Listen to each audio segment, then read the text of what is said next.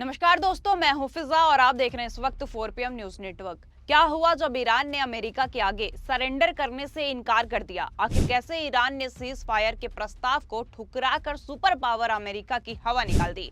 जब से ईरान ने अमेरिकी फाइटर जहाजों को गिराया है, अमेरिकी सेना की कमर टूट गई है। एक तरफ जहां राष्ट्रपति डोनाल्ड ट्रंप जीत का झूठा दावा ठोक रहे हैं, तो वहीं बंद कमरे में ईरान से सीज फायर करने की कोशिश में जुटे हुए हैं। लेकिन ईरान ने जंग के मैदान के साथ साथ डिप्लोमेसी की टेबल पर भी अमेरिका के आगे झुकने से इनकार कर दिया और अमेरिका के ऑफर को ठुकराते हुए उसके अधिकारियों से भी मिलने से साफ इनकार कर दिया है। और इन सब के बीच बड़ा चौधरी बनने चले पाकिस्तान के मुंह पर भी तमाचा मार दिया है।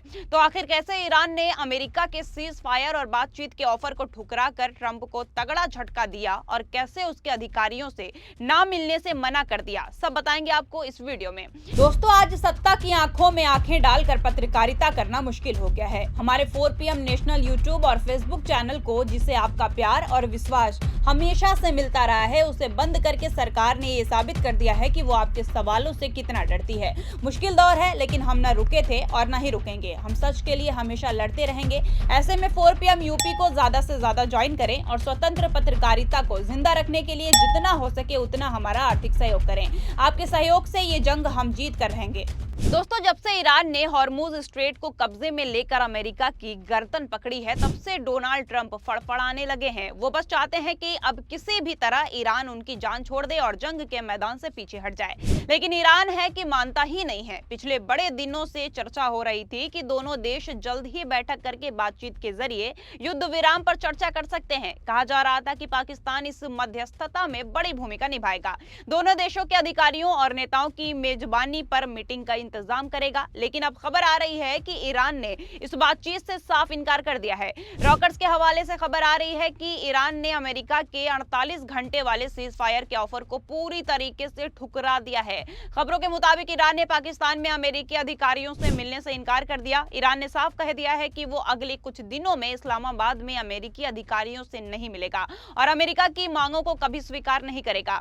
वॉल स्ट्रीट जर्नल के अधिकारी सूत्रों के हवाले से यह खबर दी गई है। इससे पाकिस्तान और अन्य क्षेत्रीय देशों की मध्यस्थता में सीज फायर की कोशिशें नाकाम होने की कगार पर पहुंच गई है। वॉल स्ट्रीट जर्नल की रिपोर्ट के अनुसार पाकिस्तान समेत क्षेत्रीय मध्यस्थों ने बताया कि ईरान ने औपचारिक रूप से उन्हें सूचित कर दिया है कि वो इस्लामाबाद में बातचीत के लिए अधिकारी नहीं भेजेगा। ईरान ने वॉशिंगटन की मांगों को अस्वीकार बताया, जिससे मौजूदा बातचीत का फ्रेमवर्क बंद हो गया है। वहीं पाकिस्तान, जो भारत के सामने बड़ा उड़ रहा था, उसके मुंह पर करारा तमाचा पड़ा है। खबरों की माने तो इस बैकग्राउंड के बाद कूटनीतिक प्रयास ठप हो गई है, लेकिन तुर्की और मिस्र अब इस्लामाबाद से आगे देख रहे हैं। दोनों देश बातचीत को बचाने के लिए कई जगहों पर तलाश कर रहे हैं। कतर और इस्तांबुल इस समय प्रमुख विकल्प बनकर उभरे हैं। हालांकि कतर ने अमेरिका और कुछ मध्य पूर्वी देशों द्वारा दिए जा रहे दबाव के बावजूद मुख्य मध्यस्थ की भूमिका निभाने से इनकार कर दिया है, जिससे स्थिति और जटिल हो गई है। उधर अमेरिका और ईरान के बीच संभावित डील की चर्चा चल रही है, जिसमें ट्रंप ईरान से उम्मीद लगाए बैठे हैं कि सीज फायर के बदले ईरान हॉर्मुज स्ट्रेट को फिर से खोल देगा। उसी दिन ट्रंप ने ट्रूथ सोशल पर पोस्ट लिखा, ईरान के नए राष्ट्रपति, जो पहले वाले से कम कट्टर और ज्यादा समझदार हैं, उन्होंने अमेरिका से सीज फायर की मांग की है। हम तब विचार करेंगे जब हॉर्मुज स्ट्रेट खुला और मुक्त क्लियर होगा। तब तक हम ईरान को तबाह कर रहे हैं, या जैसा कहते हैं कि पाषाण युग तक ले जा रहे हैं। लेकिन ईरान के विदेश मंत्रालय के एक प्रवक्ता ने इस दावे को झूठा और बेबुनियाद बता दिया। ईरान ने साफ कहा कि ट्रंप का यह दावा बिल्कुल ही गलत है। अब देखिए, एक तरफ जहां डिप्लोमेसी की टेबल पर ट्रंप ईरान से मुंह की खा रहे हैं, तो वहीं जंग के मैदान में भी ईरान ने अमेरिकी सेना की बैंड बजाकर रख दी है।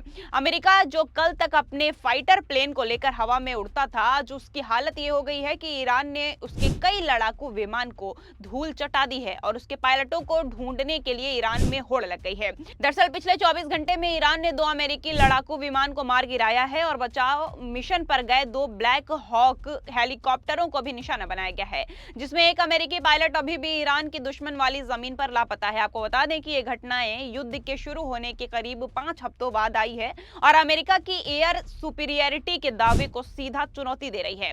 दोनों देशों के अधिकारियों ने इन घटनाओं की पुष्टि की है। शुक्रवार का दिन अमेरिकी हवाई अभियानों के लिए बहुत भारी पड़ा। कई विमान एक के बाद एक निशाने पर आए। एक 15E स्ट्राइक ईगल लड़ाकू विमान ईरान के ऊपर मार गिराया गया। इसमें 2 क्रू मेंबर थे, एक को बचा लिया गया, लेकिन दूसरा अभी भी ईरान की दुश्मन जमीन पर लापता है।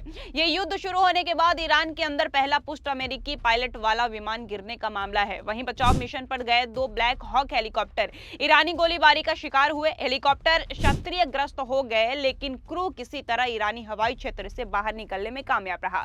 दूसरा A-10 एक इंजन से क्षतिग्रस्त होकर किसी तरह बेस तक पहुंच गया। एक F-16 लड़ाकू विमान को इमरजेंसी लैंडिंग करनी पड़ी। एक या दो KC-A-35 रिफ्यूलिंग टैंकर विमानों को भी इमरजेंसी घोषित करनी पड़ी। कुछ ही घंटों में ईरान और खाड़ी क्षेत्र का आसमान खतरनाक हो गया। इससे अमेरिका की हवाई नियंत्रण की क्षमता पर सवाल उठने लगे। वहीं अमेरिकी लापता पायलट की तलाश में अमेरिका ही नहीं, ईरान भी है। ईरानी सेना रिवॉल्यूशनरी गार्ड कॉर्प्स यानी कि IRGC ने देश के दक्षिण पश्चिम इलाके में लापता अमेरिकी पायलट की तलाश शुरू कर दी है। ईरानी अधिकारियों ने आम नागरिकों से अपील की है कि वो पायलट को देखे तो रिपोर्ट करे या पकड़े। एक स्थानीय अधिकारी ने इनाम की घोषणा भी की है। जो भी दुश्मन की सेना को पकड़े या मार दे, उसे इनाम मिलेगा। तो आखिरकार इस पूरे घटनाक्रम ने एक बात तो साफ कर दी है कि इस बार ईरान ने न सिर्फ जंग के मैदान में बल्कि कूटनीति की बिसात पर भी अमेरिका को घुटने पर लाकर खड़ा कर दिया है। जिस अमेरिका को दुनिया सुपर पावर मानती है, वही आज ईरान के एक सख्त रुख के सामने बेबस नजर आ रहा है। डोनाल्ड ट्रंप के बड़े बड़े दावे अब खोखले साबित होते दिख रहे हैं, क्योंकि एक तरफ वो सोशल मीडिया पर जीत का ढोल पीट रहे हैं, तो दूसरी तरफ हकीकत यह है कि ईरान उनसे बातचीत तक करने को तैयार नहीं है। हॉर्मुज़ स्ट्रेट पर पकड़, अमेरिकी विमानों का गिरना और पायलटों का लापता होना, ये सब घटनाएं साफ इशारा कर रही है कि इस जंग में अमेरिका की रणनीति बुरी तरह से फेल हो रही है। वहीं ईरान ने यह दिखा दिया है कि अब वो दबाव में आने वाला देश नहीं रहा, बल्कि शर्तें रखने वाला देश बन चुका है। दूसरी तरफ पाकिस्तान की मध्यस्थता की कोशिशों का युद्धस्थ होना उसके लिए भी एक बड़ा झटका है, जिससे उसकी क्षेत्रीय साख पर सवाल उठ सकता है। कुल मिलाकर यह सिर्फ एक सैन्य टकराव नहीं, बल्कि ताकत और इरादों की लड़ाई बन चुकी है, जहां ईरान ने अमेरिका को यह संदेश दे दिया है कि अब पुराने दौर की एक तरफा दबंगई नहीं चलेगी। आने वाले दिनों में यह टकराव किस दिशा में जाएगा, ये तो वक्त ही बताएगा, लेकिन फिलहाल बाजी ईरान के हाथ में नजर आ रही है और अमेरिका के लिए ये एक बड़ा रणनीतिक और साख का संकट बनता जा रहा है।